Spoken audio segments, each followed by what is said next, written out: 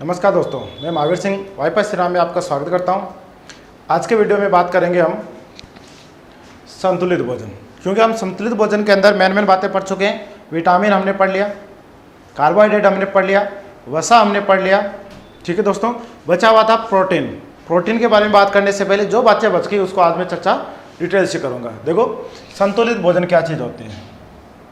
भोजन वो होते हैं जिनको हम वनस्पति के माध्यम से, किसी जीव के माध्यम से खाते हैं।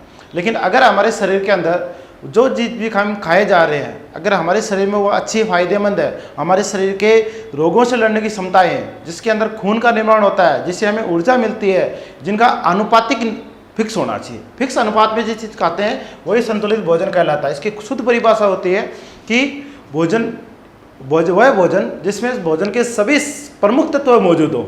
ये प्रमुख तत्व कौन कौन से होते हैं? प्रमुख तत्व में वसा आती है, विटामिन आता है, खनिज लवण आता है, और जल आता है, प्रोटीन आता है। ठीक है दोस्तों, आप देखो इसकी जो वास्तव में जो डेफिनेशन होती है, वह डेफिनेशन ये होती है संतुलित भोजन की। देखो, भोज्य पदार्थों के वे सभी आवश्यक अवयव वो भी किस अनुपात में होने चाहिए दोस्तों? अनुपातिक। सबका अनुपात निश्चित होना चाहिए। किस में कितना अनुपात होता है बात करेंगे आगे।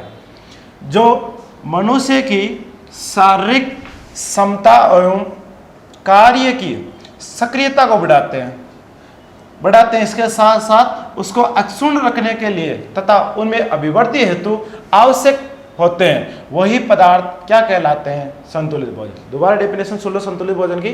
संतुलित भोजन क्या होते हैं? भोज्य पदार्थों के वे सभी आवश्यक अवयव जो किस अनुपात में हो? एक अनुपातिक रूप में, जिनका अनुपात क्या होता है? निश्चित होता है।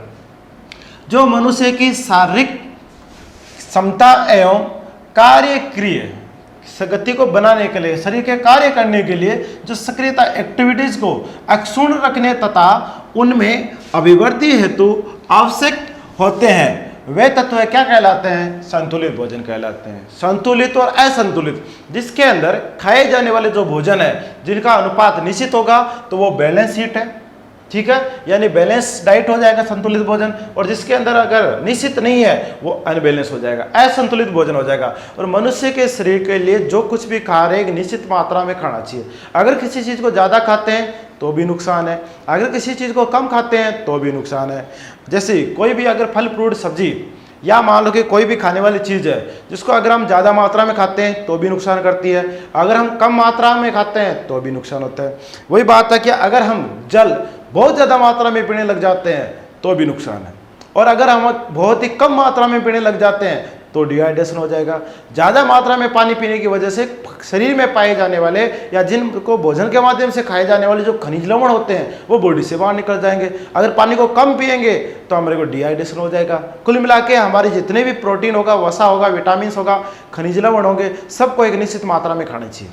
कितने खाने चाहिए चर्चा हम यहाँ करेंगे। ठीक है दोस्तों, अब एक बार संतुलित भोजन के अंदर कौन कौन से पार्ट होते हैं, संतुलित भोजन में क्या क्या चीज़ें आती हैं, उनके बारे में चर्चा करते हैं। संतुलित भोजन में सबसे मेन तो आता है क्या? प्रोटीन। ठीक है दोस्तों, अगली बात आती है वसा, फिर आता है कार्बोहाइड्रेट, फिर आता है खनिज लवण, फिर आता है विटामिन, फिर आता है जल। ये सभी तत्व, एक न्यूक्लिक अम्ल भी आता है, लेकिन जिनको हम भोजन के माध्यम से खाते हैं वो कहलाते हैं संतुलित भोजन के 6 भाग। कौन कौन से भाग थे? प्रोटीन था, वसा थी, कार्बोहाइड्रेट था, खनिज लवण था, विटामिन है और जल हो जाएगा। ठीक है दोस्तों, अगली बात करते हैं। कार्य के आधार पर इन्हें कितने भागों में बांटा है? 3 भागों में। यानी संतुलित भोजन को कार्य के आधार पर 3 भागों में बांटा है। वो कार्य कौन कौन से? सबसे पहले देखो प्रोटीन। प्रोटीन का काम होता है शरीर का निर्माण करना। हमारे शरीर में प्रोटीन खाने से हड्डियां मजबूत होती है। इसके अलावा शरीर के जितने भी अस्थियों से संबंधित है, शरीर का निर्माण मुख्य भाग यही होता है। शरीर का निर्माण किससे होता है? प्रोटीन। सीधा सा क्वेश्चन पूछे, प्रोटीन का मुख्य कार्य क्या? तो शरीर का निर्माण करना। ठीक है दोस्तों, अगली बात आती है कार्बोहाइड्रेट और वसा। इन दोनों से ऊर्जा मिलती है। तुरंत ऊर्जा तो मिलती है किससे? कार्बोहाइड्रेट से, और लंबे समय पाचन के बाद में किससे मिलेगी?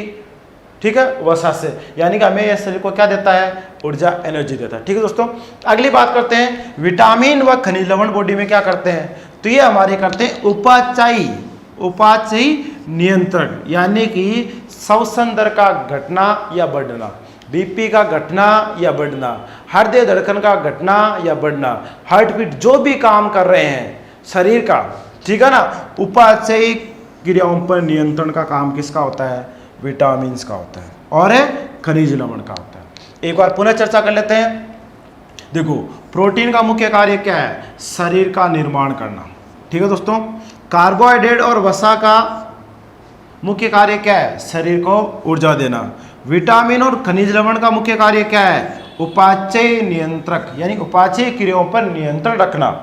अगली बात करते हैं कि इन सभी में आपके प्रोटीन, वसा, कार्बोहाइड्रेट, खनिज लवण, विटामिन और जल, इनमें सबसे पहले बॉडी में प्रवेश करने वाला और तुरंत एनर्जी देने वाला, तुरंत एक्टिव होने वाला कौन सा है? तो तुरंत एक्टिव होने वाला कौन सा होगा दोस्तों? कार्बोहाइड्रेट। शरीर में सबसे लंबे समय तक टिकने वाला कौन सा होगा? वसा का। शरीर में सबसे अंत में पाचन किसका होगा? वसा का। ठीक है दोस्तों, अगली बात करते हैं। इन सब को जो भोजन मिलेगा, भोजन को हम कैलोरी में मापते हैं। किस में मापते हैं? कैलोरी में मापते हैं। एक स्वस्थ व्यक्ति को, अब स्वस्थ व्यक्ति की भी कैलोरी की मात्रा अलग अलग होती है। अगर वो सामान्य व्यक्ति है, यानी कि वो सामान्य अवस्था में काम करेंगे, तो लगभग उसको 2400 कैलोरी की आवश्यकता होती है। गर्भवती महिलाओं को 2800 की होती है, सामान्य महिलाओं को 2600 होती है। ठीक है ना। आपको याद रखना कि 8 घंटे से जो ज़्यादा व्यक्ति काम करते हैं उनको 3500 कैलोरी की आवश्यकता होती है। कितनी कैलोरी की आवश्यकता होती है? 3500 कैलोरी की आवश्यकता होती है। ठीक है दोस्तों। अब ये आंकड़ा 2200, 2400, 2600, 2000, कहीं 2800, ये अलग अलग आंकड़े मिलेंगे।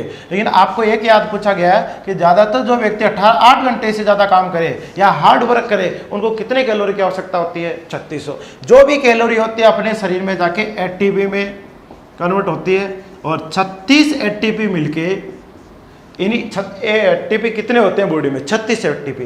एटीपी का नाम एडिनोसाइन ट्राइफॉस्फेट, शायद पहले भी वीडियो में चर्चा कर चुके हैं, एक बार पुनः चर्चा कर लेते हैं। एटीपी का पूरा नाम एडिनोसाइन ट्राइफॉस्फेट होता है। ठीक है दोस्तों। अगली बात देखो, हमारे शरीर में पाए जाने वाले जो पोषक तत्व हैं वो कौन कौन से थे?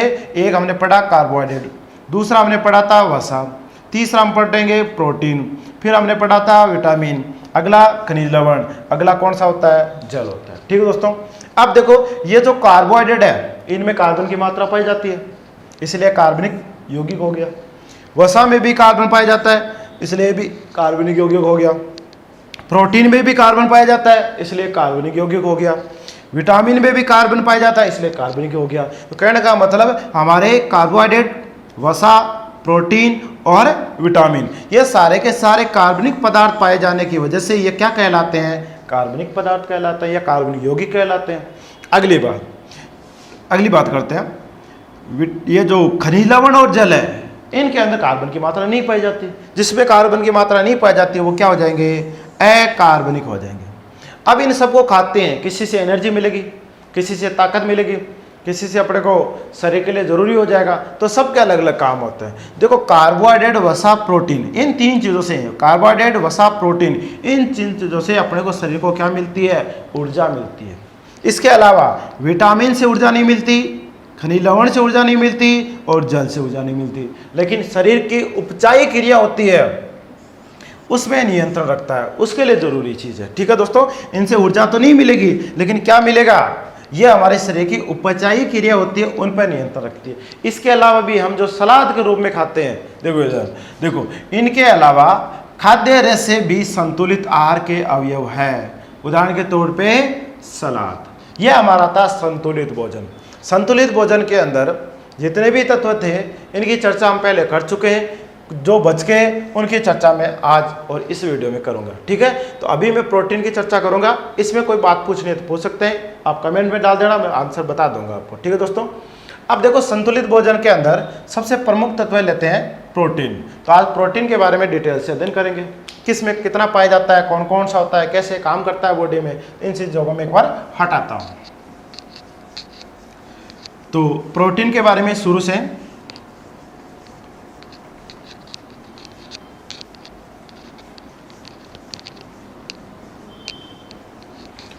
प्रोटीन शरीर को क्या देता है? प्रोटीन शरीर को ऊर्जा भी देता है, शारीरिक क्रिया और शरीर के निर्माण के लिए जरूरी चीज़ है। सबसे ज़्यादा प्रोटीन किस में पाया जाता है? मोस्टली ये माना जाता है कि सबसे ज़्यादा प्रोटीन सोयाबीन में पाया जाता है, अंडे में भी प्रोटीन पाया जाता है, गेहूं में भी प्रोटीन पाया जाता है, फल सब्जियां व फलों में भी प्रोटीन पाया जाता है। इसलिए आज लेते हैं दोस्तों प्रोटीन। प्रोटीन प्रोटीन शुरू से बात करते हैं। सबसे पहला बात आती है कि प्रोटीन की खोज किसने की थी। पहला शब्द आता है प्रोटीन की खोज किसने की थी।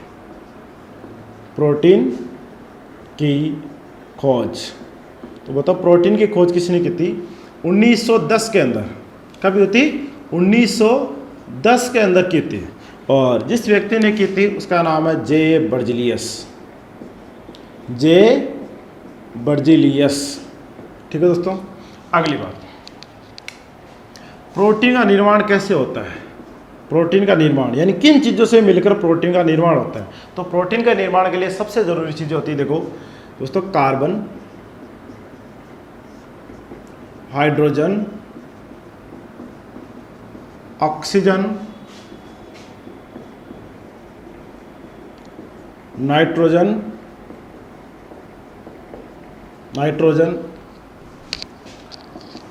सल्फर, लोहा। कौन कौन हो गए? Carbon, hydrogen, oxygen, nitrogen, sulphur, लोहा। प्रोटीन के निर्माण में इनमें सबसे कौन जरूरी है? तो प्रोटीन का निर्माण ये करता है। प्रोटीन का निर्माण किसका है? नाइट्रोजन का काम है प्रोटीन का निर्माण करना। ठीक है दोस्तों। अगली फिर चर्चा करते हैं प्रोटीन की उत्पत्ति कैसे हुई। तो देखो,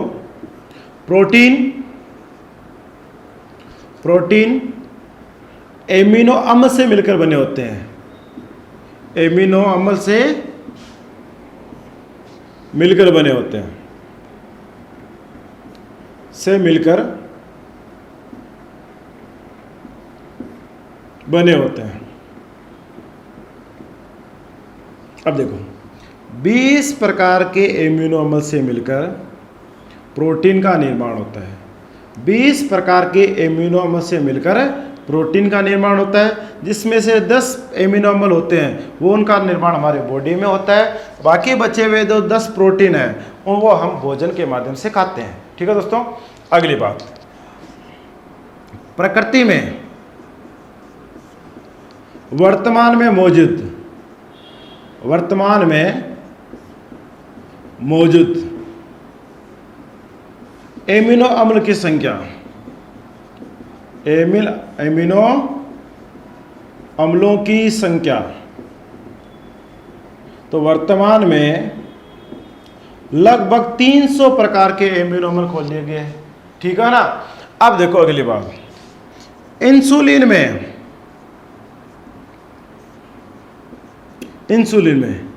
51 प्रकार के एमिनो अम्ल होते हैं। एमिनो अम्ल होते हैं, जबकि हमारे हीमोग्लोबिन में, रक्त में पाया जाने वाला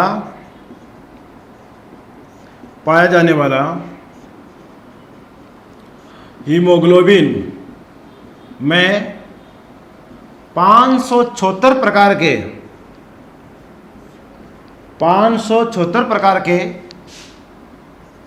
एमिनो अम्ल होते हैं। एमिनो अम्ल होते हैं। अब बात आती है एमिनो अम्ल होते क्या चीज़ है। ठीक है ना। तो देखो, एमिनो अम्ल का मतलब होता है जीव की इकाई। जीव की इकाई होती है। ठीक है दोस्तों।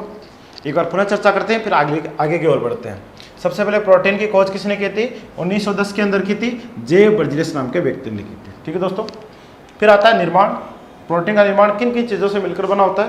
प्रोटीन में कार्बन भी होता है, प्रोटीन में हाइड्रोजन भी होता है, प्रोटीन में ऑक्सीजन भी होता है, प्रोटीन में नाइट्रोजन भी होता है, प्रोटीन में सल्फर भी होता है लेकिन कम मात्रा में होता है, प्रोटीन में लोहा भी होता है। ठीक है।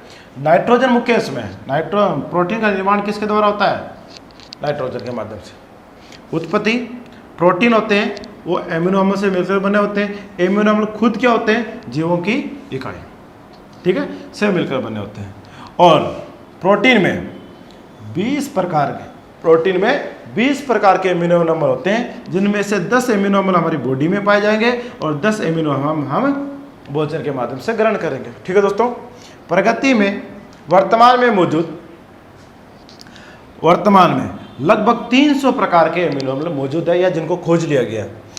इंसुलिन में कितने प्रकार के एमिनो अम्ल होते हैं? 51 प्रकार के। और रक्त में जो पाया जाने वाला जो हीमोग्लोबिन होता है, इसमें कितने प्रकार के होते हैं? 576 होते हैं। ठीक है दोस्तों, एक बार पुनः चर्चा, फिर अगली बात की ओर बढ़ते हैं। प्रोटीन की खोज किसने की थी? 1910 में जे बर्जेस ने। निर्माण कार्बन, हाइड्रोजन, ऑक्सीजन, नाइट्रोजन से ही प्रोटीन का निर्माण होता है। कम मात्रा में सल्फर होता है, लोहा होता है, और इसकी उत्पत्ति एमिनो अम्ल से हुई। एमिनो अम्ल खुद क्या होते हैं? जीवों की इकाई होता है। और 20 प्रकार के एमिनो अम्ल से किसका निर्माण होता है? प्रोटीन का, जिसमें 10 तो कहाँ पाए जाते हैं? हमारी बॉडी में पाए जाएंगे, और 10 को हम भोजन के माध्यम से ग्रहण करेंगे। अगली बात, प्रकृति में वर्तमान में कितने मौजूद है? 300 प्रकार के एमिनो अम्ल है। इंसुलिन में 51 प्रकार के एमिनो अम्ल पाए जाते हैं, और रक्त में पाए जाने वाला जो हीमोग्लोबिन है, इसमें 576 प्रकार के एमिनो अम्ल मौजूद है। ठीक है दोस्तों, अब अगली बात की ओर बढ़ते हैं। अब देखो, आपको पता है कि सोयाबीन में भी प्रोटीन होता है, अंडे में प्रोटीन होता है, इसके अलावा कई अन्य पदार्थों में भी होता है, जैसे गेहूं में भी होता है, भैंस के दूध में भी होता है, अपने बाल, नाखून, इन सब में एक प्रोटीन होता है। सबसे पहली बात, मनुष्य के शरीर में शुद्ध प्रोटीन कौन सा होता है, या शुद्ध प्रोटीन किन में पाया जाता है? तो मनुष्य के शरीर में सबसे शुद्ध प्रोटीन पाया जाता है हमारे जो बाल, वो नाखून होते हैं, इनमें सबसे शुद्ध प्रोटीन पाया जाएगा। और जिसमें जितना शुद्ध प्रोटीन पाया जाएगा, वही उतना ही शरीर वृद्धि करेगा। इसलिए सबसे ज़्यादा वृद्धि करने वाले बाल और नाखून होते हैं। इनमें कौन सा प्रोटीन पाया जाता है? उसका नाम है केराटिन। कौन सा होता है दोस्तों? केराटिन। अगली बात करते हैं, अंडे में कौन सा पाया जाएगा? ठीक है दोस्तों, किसकी बात कर रहे हैं? अंडे की। तो देखो, अंडे में पाए जाने वाला जो प्रोटीन है, अंडे में पाया जाने वाला प्रोटीन, अंडे में पाए जाने वाला जो प्रोटीन होता है, वो होता है दोस्तों क्या नाम हो जाएगा इसका? अल्ब्यूमिन होता है। क्या होता है दोस्तों? अल्ब्यूमिन होता है। अगली बात, दूध में पाए जाने वाला विटामिन, पाए जाने वाला प्रोटीन, दूध में पाया जाने वाला प्रोटीन। अब ये देखा जाता है कि दूध किसका है? दूध गाय का है या दूध भैंस का है? ठीक है, अगर दूध किसी भैंस की बात करेंगे, तो देखो, भैंस का दूध होता है बिल्कुल सफ़ेद होता है, बिल्कुल सफ़ेद होता है। सफ़ेद किसके कारण होता है? तो सफ़ेद होता है कैसीन के कारण। और इसके अंदर भी, भैंस के दूध में भी कौन सा प्रोटीन पाया जाएगा? कैसीन प्रोटीन पाया जाएगा। ठीक है दोस्तों, गेहूं में भी प्रोटीन पाया जाता है। किस में पाया जाता है? गेहूं में भी प्रोटीन पाया जाता है। गेहूं में प्रोटीन, देखो गेहूं में कौन सा प्रोटीन पाया जाता है? तो गेहूं में प्रोटीन पाया जाता है, उसका नाम है ग्लाइएडिन। क्या होता है दोस्तों? ग्लाइएडिन। दूध में, जो गेहूं में पाए जाने वाला प्रोटीन का नाम क्या होता है? ग्लाइएडिन। ठीक है दोस्तों, आगे फिर चर्चा करते हैं, एक बार पुनः चर्चा, फिर आगे की तरफ बढ़ते हैं। अंडे में कौन सा पाया जाता है? एल्ब्यूमिन। ठीक है दोस्तों, बाल और नाखून में शुद्ध होता है, इसलिए सब केराटिन। गेहूं में कौन सा पाया जाता है? ग्लाइएडिन पाया जाता है। भैंस के दूध में कौन सा पाया जाता है? कैसीन पाया जाता है। और मकड़ी के जाल में, मकड़ी का जाल भी प्रोटीन से बना होता है, ठीक है दोस्तों, मकड़ी का जाल किससे बना होता है? प्रोटीन से।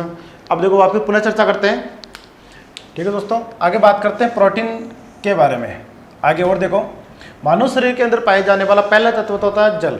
तत्व की बात करें ना, पहला तत्व है, तो मनुष्य के शरीर में पाए जाने वाला पहला तत्व होता है ऑक्सीजन, जो हमारी बॉडी में कितने परसेंट होता है? 65% तक हमारे शरीर में पाया जाने वाला पहला तत्व है ऑक्सीजन होता है। और हमारे शरीर में पाए जाने वाला पहला, अगर पदार्थ की बात करेंगे, तो पदार्थ हो जाएगा जल।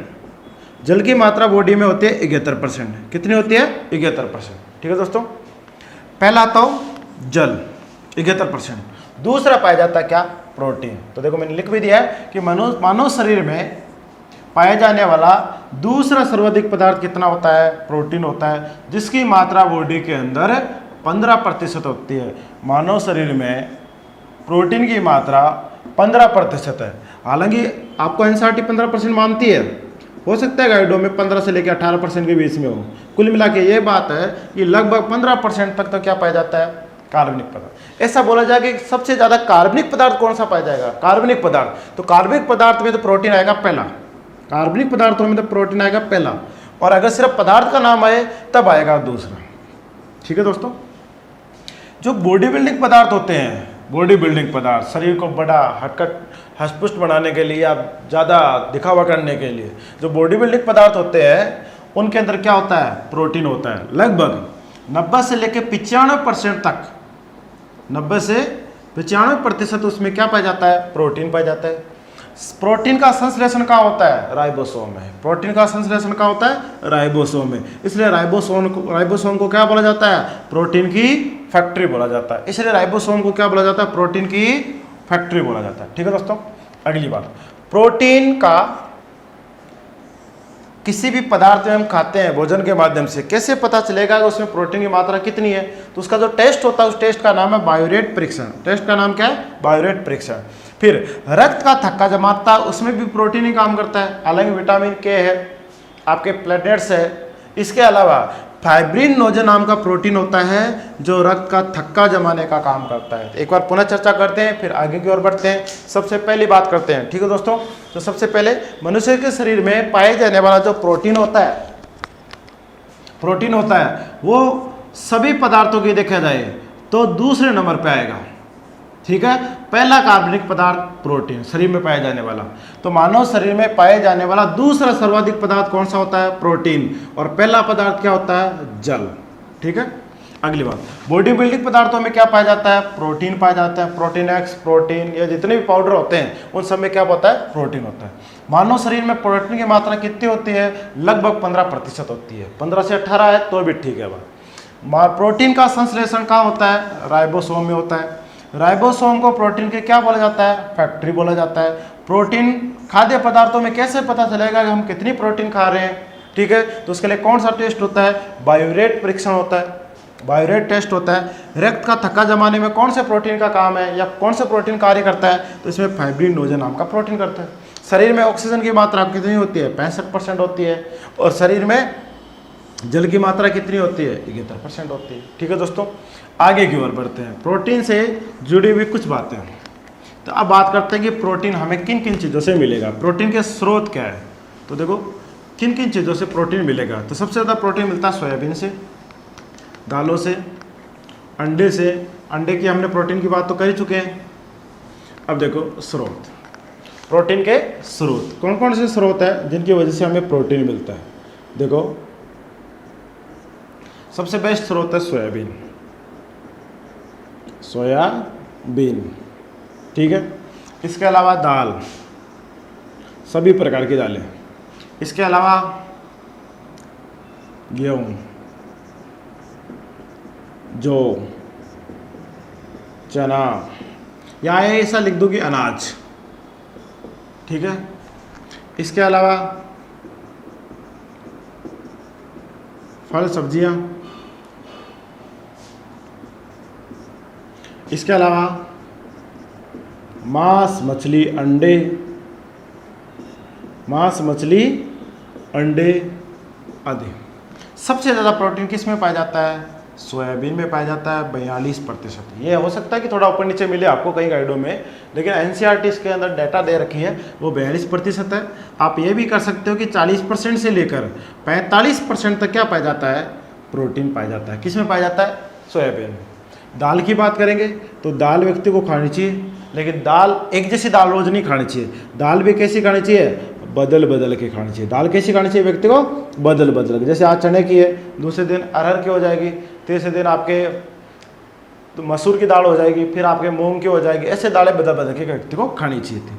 अब अगली बात करते हैं 1 ग्राम प्रोटीन से कितनी कैलोरी मिलती है। तो देखो 1 ग्राम प्रोटीन से 4.1 कैलोरी। ये आंकड़ा आपको ऐसे भी लिख दिया जाएगा 4 से 5 कैलोरी, तो भी बात क्या होगी, सही होगी। अब जो लोग उपवास करते हैं, व्रत करते हैं, उनको एनर्जी कहाँ से मिलेगी? क्योंकि उपवास करते हैं वो तो सोयाबीन मान लो, दाल मान लो, गेहूँ जो चना अनाज ये तो खाते नहीं है, ठीक है ना। उपवास करते हैं उस समय शरीर में उनको ऊर्जा कहाँ से मिलेगी? तो कहाँ से मिलेगी? प्रोटीन से। जब हम प्रोटीन खाते हैं तो हमारी बॉडी में प्रोटीन स्टोरेज होता है, ठीक है ना, और वो आपको उपवास के समय, भूखे समय वो आपके शरीर में एनर्जी देता है। तो प्रोटीन का मुख्य कार्य क्या होता है? शरीर को ऊर्जा देना, ठीक है ना। इसके अलावा शारीरिक वृद्धि को बनाए रखना। अब बात करते हैं कि अगर कोई आदमी प्रोटीन नहीं खाता तो क्या होगा? अगर प्रोटीन नहीं खाता तो आदमी बीमार हो जाएगा, ठीक है। तो प्रोटीन की वजह से कौन कौन से रोग होते हैं? देखो, प्रोटीन की वजह से रोग यानी प्रोटीन की कमी से उत्पन्न रोग। प्रोटीन की कमी से उत्पन्न रोग। अब देखो प्रोटीन की कमी से कौन कौन से रोग होते हैं उनके बारे में। सबसे पहला रोग आता है क्वाशिओकोर। क्वाशिओकोर ये भी बच्चों में पाए जाने वाला रोग है। क्वाशिओकोर प्रोटीन की कमी से होता है। दूसरा रोग आता है